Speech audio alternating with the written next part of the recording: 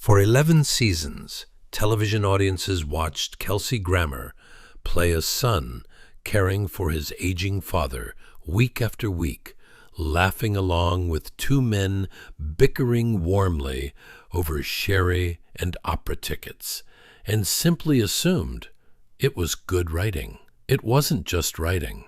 Grammer has since admitted, plainly and without flinching, that the man playing his father on screen became something he'd never actually had off-screen, not once, not in any real sense. What John Mahoney gave him wasn't a performance. It was closer to a rescue, arriving at exactly the moment in his life he needed it most and had almost stopped hoping for. Here's the truth Kelsey Grammer has finally stopped keeping to himself. Kelsey Grammer was born in the U.S. Virgin Islands in 1955, and his childhood fractured early and never fully mended. His parents divorced when he was 2, and he and his younger sister Karen were raised largely by their mother and grandfather back in the mainland United States, a decorated war veteran named Gordon, who quietly stepped into the space where a father should have been, offering the two children the only real stability during those earliest, most formative years. Kelsey barely knew his own father, Frank Allen Grammer, Jr., who had stayed behind in St. Thomas, building a life as a local newspaper publisher and small business owner. In April of 1968, when Kelsey was 13 years old, that absence became permanent. Amid a wave of racial violence that swept the islands in the aftermath of Martin Luther King Jr.'s assassination, a man named Arthur Niles set fire to the family car outside the Grammer home. When Frank went out to investigate, Niles shot him several times. He died from his injuries not long after. Niles was later found not guilty by reason of insanity and spent decades afterward in a psychiatric facility. A 13-year-old boy who had barely gotten the chance to know his father now had no chance left at all, and no real memory bank to draw comfort from in the years that followed. 7 years later, in July of 1975, catastrophe found the family again, this time even closer to home. Kelsey's sister Karen, just 18 and 2 weeks shy of her 19th birthday, had moved to Colorado Springs to be near a boyfriend after a semester of college in Georgia. The two siblings had spoken by phone the night before, making plans for her to fly home to Florida after the 4th of July. She never got the chance. Waiting outside the Red Lobster where she worked, she was abducted by Freddie Glenn and his accomplices, men already in the middle of a wider killing spree across the city that summer. She was espoused, then left to die in a nearby trailer park. Bloody fingerprints later traced her last movements, crawling on her knees toward a doorbell she never reached, seeking help that arrived too late. It took police several days to even identify her body as a Jane Doe. Kelsey, then 20 years old, got a knock on his own front door from detectives, and the next morning flew to Colorado himself to confirm what they already suspected. He has said the grief that followed was so total that for a long stretch of his life afterward, he simply couldn't access happiness at all, describing decades of quietly carrying a wound he wouldn't fully process in public until writing a memoir about her nearly 50 years later. 5 years after that, in the summer of 1980, tragedy returned once more, when his father's twin sons from a second marriage, Billy and Stephen, drowned in a suspected shark attack while scuba diving off the coast of the Virgin Islands. By 30, Kelsey Grammer had lost his father, his sister, and 2 half-brothers, each death arriving with almost no time in between to process the one before it. A chain of loss most people never have to survive, even once in an entire lifetime. He turned to alcohol and cocaine to survive what he couldn't otherwise process. And between 1988 and 1996, he racked up multiple drunk driving arrests and a cocaine possession charge, eventually checking into the Betty Ford Center for Treatment, one of the only places in his life, at that point, actually built to help someone carry that much loss without collapsing under it entirely. He's since described the specific tug-of-war that kept pulling him back towards self-destruction, even when he knew better, a war he fought quietly for years, while the rest of the world only saw a rising television star. I always had something in the back of my head saying, "Okay, that's enough now. Cut it out. You know why you're doing this," he admitted. But there was the other part of me that wanted to surrender to it and go, let it mess you up a little bit. Let it hurt. That's the man who, in the middle of all of it, somehow kept working, kept auditioning, kept building a career, because acting turned out to be one of the only places that pain had somewhere useful to go, a controlled, structured outlet for feelings he had no other reliable way of processing. His break came almost by accident. While covering a role in the Broadway musical Sunday in the Park with George and simultaneously understudying in Hurly Burly, Grammer went to lunch with a Paramount casting director named Gretchen Rennell, who'd heard through Mandy Patinkin that he was, in her words, a funny leading man type. That lunch turned into an audition tape for a minor new character being written into Cheers, a psychiatrist originally named Frasier Nye. Grammer showed up on camera in yellow Christian Dior golf pants borrowed from his mother's closet, a black blazer, and a white shirt, guessing at what a character like that might actually wear. The producers loved it instantly. They changed the character's last name from Nye to Crane, deciding it simply sounded more distinguished for a psychiatrist. And Kelsey Grammer joined the cast of Cheers in 1984, a mid-season edition nobody expected to matter as much as he eventually would. He said he didn't fully grasp how significant the show had become until its 5th season, when Shelley Long left and a new actress, Kirstie Alley, was brought in. This has the potential to be one of the greatest shows ever now, he remembers thinking, watching the show find a fresh jolt of energy right in the middle of a run most people assumed had peaked. Cheers ran 11 seasons, becoming one of the most successful sitcoms in television history. Somewhere in the middle of that Cheers run, Grammer also picked up an entirely different kind of legacy, almost by accident.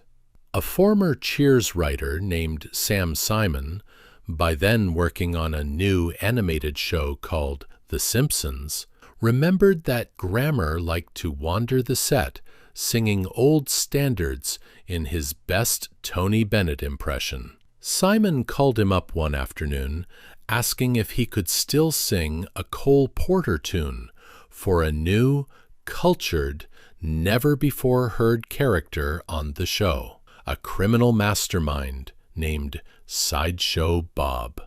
Grammer said, "Of course," read the script, and immediately recognized the voice he wanted to use.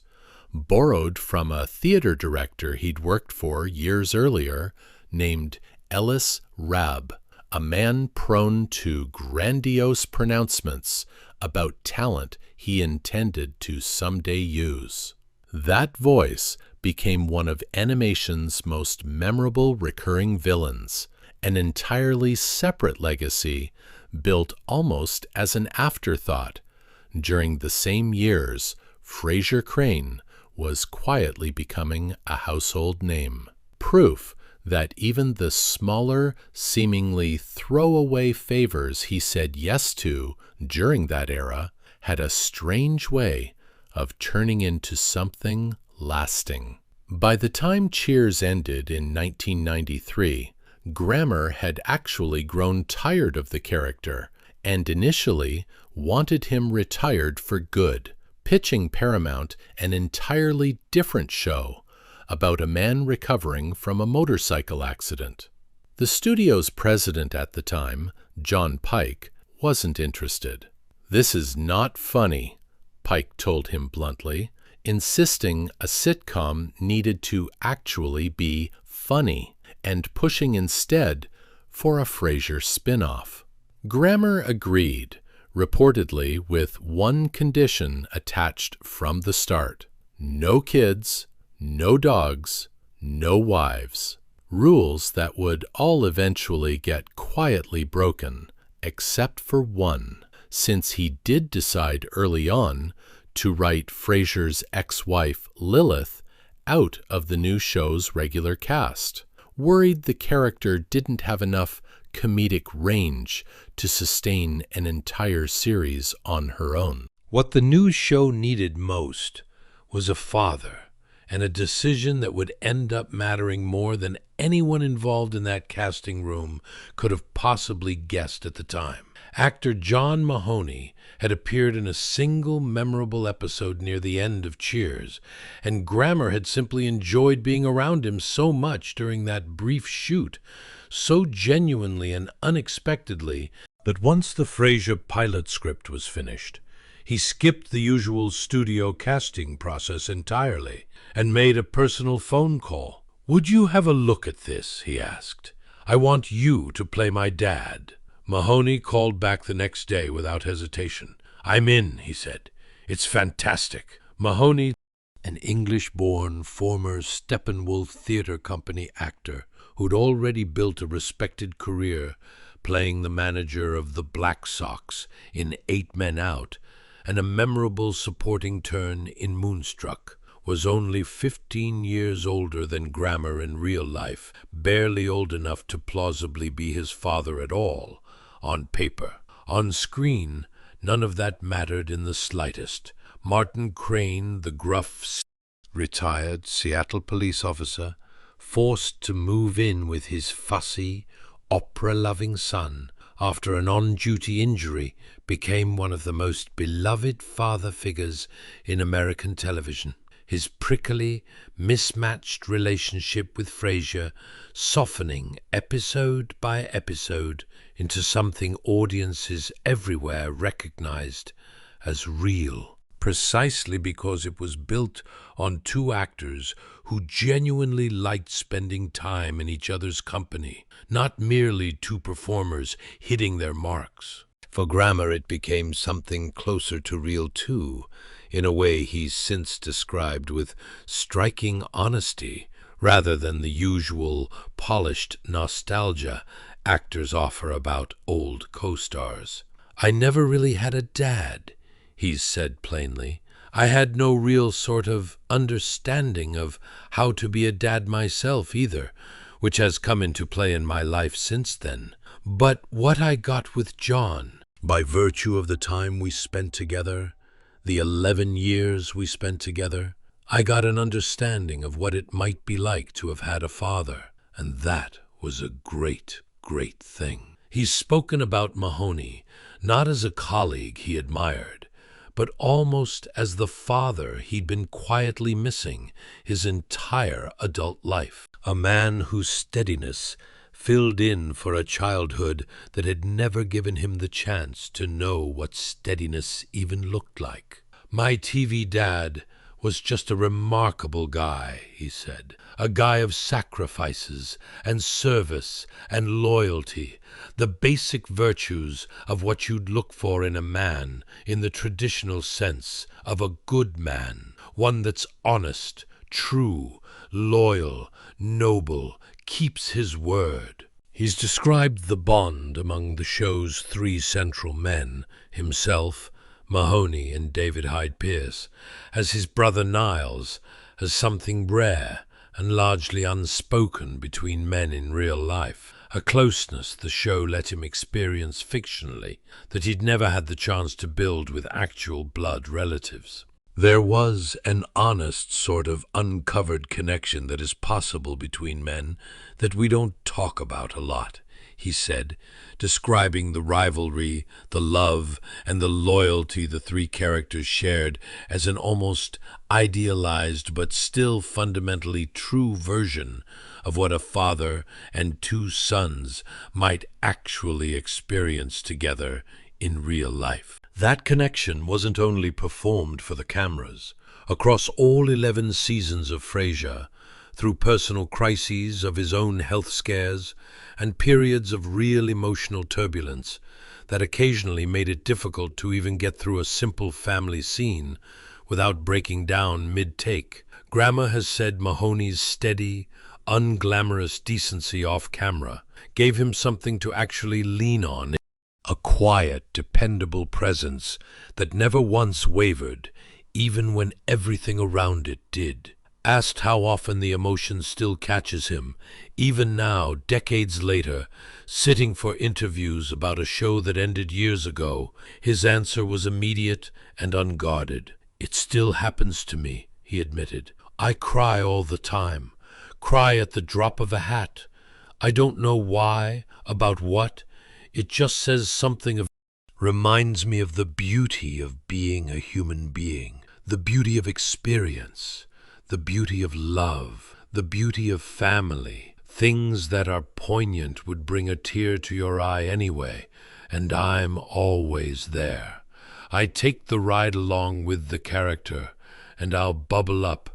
A man who had buried a father, a sister, and 2 brothers before he turned 30 had found almost by accident, on a soundstage in Los Angeles, 11 years of something that finally, quietly resembled having a dad delivered decades late by a British stage actor who never once seemed to realize how much weight he was actually carrying for someone else. John Mahoney died in February of 2018 at 77 years old from complications related to throat cancer after a private illness he'd largely kept out of the public eye until the very end.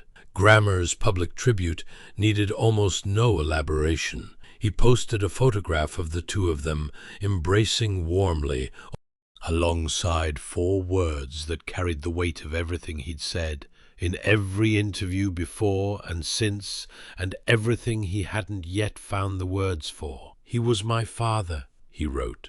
"I loved him." It wasn't a metaphor by that point, and it wasn't the kind of generous overstatement actors sometimes offer about beloved co-stars after they pass. It was simply the truest, plainest way he had left to describe what those 11 years had actually meant to a man who'd spent his entire adult life without one. 5 years later, when Grammer finally agreed to revive Frasier for a new streaming series, he made one decision before almost anything else in the writer's room got settled, before a single new joke was ever written or a single new set piece was built. The show's brand new central bar, where Frasier's son Freddie now works, would be named Mahoney's. Frasier's newborn grandson, born in the very first episodes of the revival, would be named John. Neither detail was ever explained on screen to casual viewers, a quiet, private tribute hidden in plain sight for anyone who already knew the real story behind it. And in one interview promoting the revival, sitting in front of a live studio audience, Grammer was asked directly about the choice And he didn't try to keep his composure while answering. "John died a few years back, and I just thought, well, we can't do the show again without honoring John. We just can't," he said, his voice audibly catching, pausing to apologize, half joking to his own makeup artist for the tears already forming. "And it has to begin with the fact that John is gone, and Dad's gone, Martin's gone, and so then I become Dad, you know." The audience and the interviewer beside him needed a moment to recover too.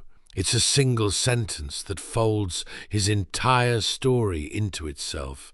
A man who lost his real father at 13, found a version of one for 11 television seasons, lost that man too, and has now in his 70s quietly stepped into the role himself. For a new generation of characters, for a new generation of viewers, and in a very real sense, finally, for himself. That's the truth. Kelsey Grammer has finally stopped dancing around in interviews, the one he no longer bothers softening for an audience or a talk show host.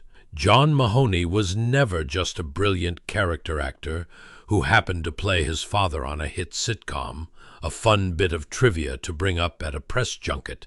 He was the closest thing to an actual father Grammer ever got to keep, arriving decades after he'd needed one most, staying exactly long enough to matter, and leaving behind a debt Grammer has spent every year since trying gently and publicly to repay. One tribute, one photograph, one small unexplained detail hidden inside a revived television show at a time. There's something almost unbearably fitting about the shape of it all. A boy who lost his father to a stranger's bullet at 13 grew into a man who found, entirely by accident, on a network television set decades later, exactly the kind of father he'd spent his whole life quietly grieving the absence of. Honest, steady, loyal, present in all the ordinary ways that matter most and hardest to find. He got 11 years of it, which is 11 more than he ever expected, and when it ended for good, he didn't let it simply become a fond memory tucked away in an old interview clip. He built a bar and named it after the man. He named a baby after him, and when someone finally asked him why in front of a room full of strangers, he told the truth anyway, tears and all, because by that point in his life, he'd learned exactly how much it costs to lose a father twice, and exactly how little sense it makes to pretend otherwise. If this look behind the friendship at the heart of Frasier moved you, give this video a like and subscribe to the channel. There are so many more quiet, unspoken tributes hiding behind the shows we grew up loving than most viewers ever notice. Small details tucked into scripts and sets that only mean something once you know the real story behind them.